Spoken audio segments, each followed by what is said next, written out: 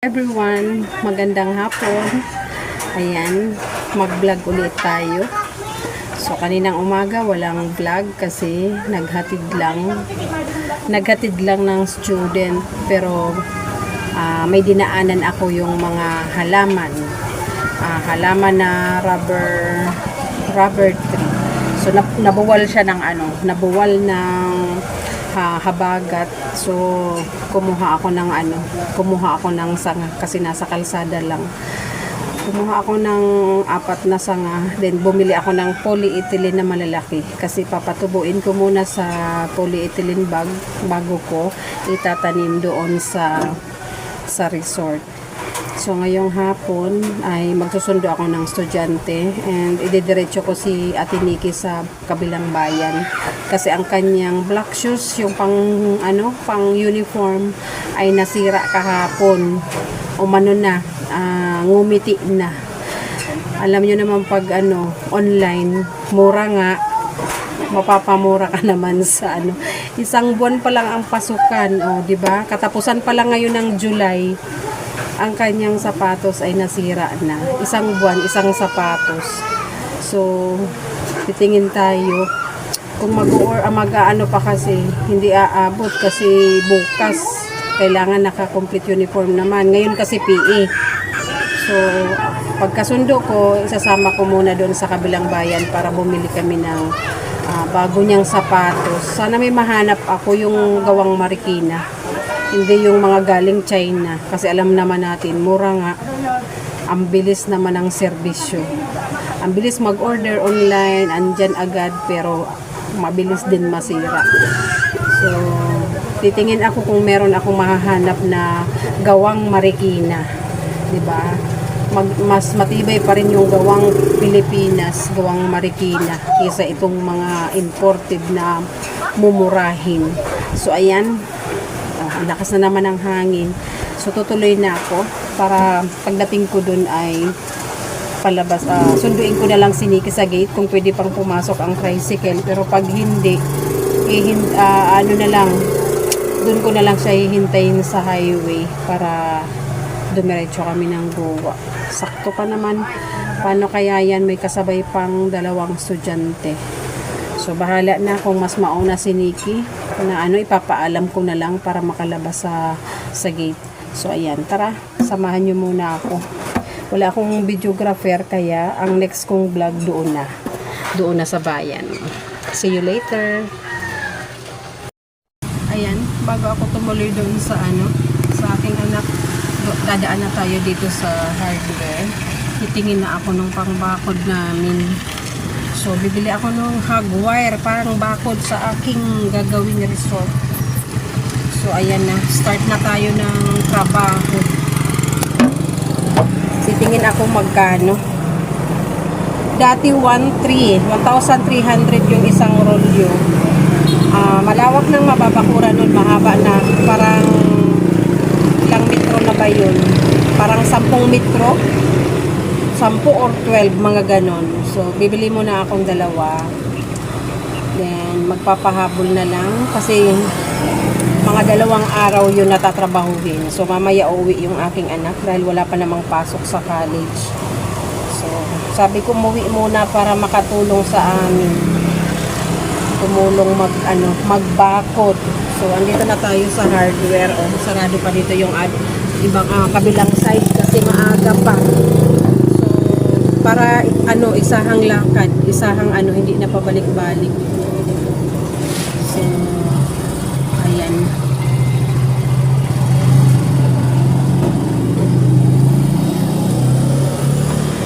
Then pagkagaling dito, saglit na tayo ng palengke para dire-diretso pick upin ko yung aking anak, then diretsong Goa. So, pasok muna ako, titingin muna ako.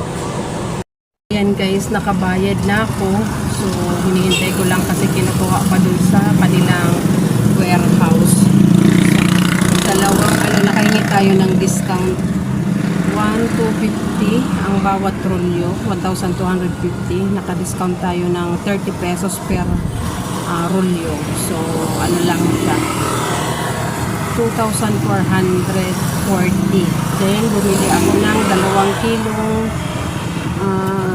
tire wire. Ayan. 2 kilong tire wire na pangtali.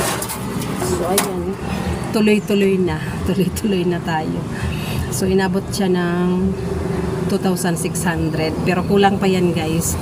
2 muna ang binili ko kasi hindi ko matansya kung ilang rolyo ang magagamit ko. Kasi, ano yun, 1 hektarya. 1 hektarya yung resort na yun. So, isang side muna na ano, kung makita natin na bukas ay kulang, bibili na lang ako ng pandagdag. So, isang side muna para matansya ko. And, dalawang araw yun bago matapos. Ayun po. Warehouse.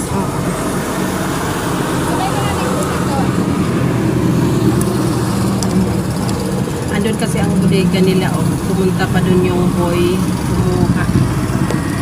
Ayan. Nagbukas na. Pakita ko sa inyo. Ayan, pinuksan na yung kabilang pinto. Dito ako sa side. Nasa side. Ito yung Barangay San Vicente. Barangay San Vicente. Ito town proper ng San Jose. Ayan, pinapaganda na. Ang dami ng mga bagong building, bagong business establishment. Ito bagong bukas din dyan na grocery. So, ayan. Umuunlad na ang San Jose. Mas mabuting mas maganda na tumuloy na ako dito para isahang biyahe. Pagkatapos dito, sunod-sunod na, tuloy-tuloy na, dadaan ako ng public market, bibili ng mga pang sahog-sahog lang, then didiretso na, dadaanan ko kasi magkatabi na yung market at yung school, magkalapit na lang, then dadaanan ko yung aking anak. Doon na yun maghihintay sa doon na yun maghihintay sa parking. So, kakain tayo ng binanban. Ayan yung binili kong kakanin. Binanban at ibos. Yung ibos, guys, siya, bigas na malagkit nakabalot sa sa dahon ng niyog. Sa Tagalog, suman, pero ibos dito sa Bicol. Ayan. Ang suman naman sa Bicol ay yung biko. Ayan, magkaiba yung tawag.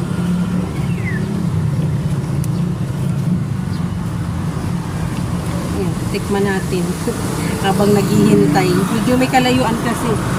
Andun sa kabilang kanto yung warehouse. Tatawid ng crossing tapos kabilang kanto. Andun yung stock nila, walang stock dito.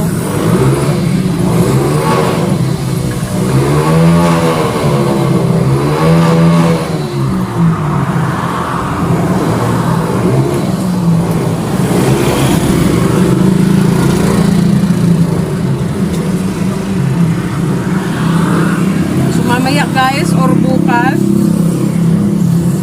magbablog ako. Sisimulan ko na rin i-vlog. Kasama ko na sa mga vlog ko yung pagpapatrabaho ko dun sa lupa. Bagong investment. Ayan. Dating resort yun na napabayaan, nagpalit ng mga employee, napabayaan, nasira. Hanggang 20 years ago yun, dalaga pa ako nun. So, ngayon, syempre, sira na yung mga instructor, anong tawag? Yung mga yung bahay, yung mga cottage, syempre lahat na yun tunaw na yun ng bagyo. So, ngayon magsisimula ako sa pagbabakod, kasi pati bakod na wala, guys, nasira. So, magsisimula ako sa bakod. Simulan sa bakod. Then, magpalinis. Pero yung yung mga gamit kasi ako doon, lalagay ako ng tindahan, ng kainan. Nag-start na rin akong mamili ng mga gamit. Tuwing pupunta ako ng kabilang bayan, nag-check ako sa Nobo kung ano yung mga sale nila. So, nakabili na tayo ng mga dozen na plato, 12 ng plato, 12 ng mga tasa, kasi yung mga sa umaga kasi dagat yun, di ba, Boulevard, merong mga mangingisda na gustong magkape, aakyat doon. Meron na akong dosenang mga tasa. Then, yung tray, food tray, lagayan ng mga plato. May nabili na rin ako. 5. Kasi, hindi naman agad-agad yun mauubos. Hinihintay ko na bumaba pa sa 20 pesos kasi 40 na lang. So, malay mo bumaba pa. Di, bibili akong another 5. Ang inaabangan ko, meron pang isang babasagin na plato doon. 60 pa yung ano niya. Dati siyang 80, ngayon 60. Hinihintay ko na bumaba siya sa 40. Kasi yung nabili kong dalawang dosenang plato babasagin, bumaba yun sa 40. Kaya lang nung pagbalik ko, wala na. Kaya hindi ko na nabalikan yung iba na gusto ko sana dagdagan pa yung bibilin ko. Ayan guys, tricycle na pula. Ayan na yung hinihintay ko.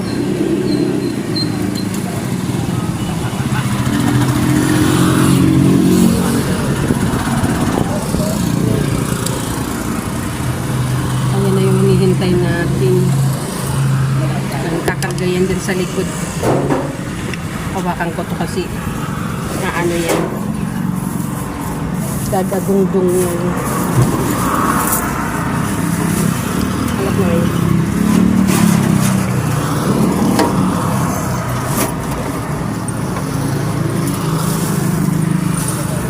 Ay, nakita ba?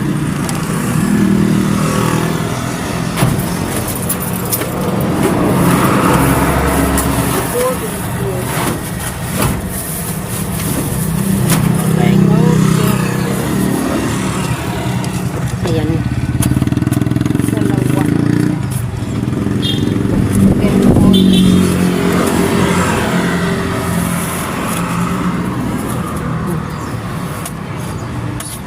Kukulangin pa yan. Magpapahabol na lang ako. Siguro 4 kailangan ko niyan. Pero tansyahin natin. Nandito na yung resibo. Thank you po. Ayan, 2,600. Kalahating bakod pa lang yan. So, magpapalagay pa ako 2 gate. Dapat yung gate, solid dapat. Concrete. So, itong bakod, ang mga poste nito ay mga kahoy na nabubuhay. Meron kami doon malaking ipil-ipil. Ayan, puputulin ni Papa yung malaking ipil-ipil doon, pang poste sa kantuhan. Then, sa mga nito, lahat na kawayan para lumago siya and kumapal yung bakod. So, i-update ko kayo niyan. Iba-vlog ko lahat ng patrabaho ko doon. Mula sa pagbakod, sa paglinis, pagpagawa ng tindahan, pagpagawa ng kainan, and mga cottage. So, ayan. Ako itutuloy na. Tara guys. Diretso na tayo at baka naghihintay ng aking anak. Pero, tadaan muna ako saglit sa palengke. Alas 2. Ano, mauna tayo? Sabi sa sapatos na lang daw. Alin? Hindi mo po sinabing as in. Yan nga, naisabi niya. Padala niya mo lang yan. Kuda isa, kuda akarawan.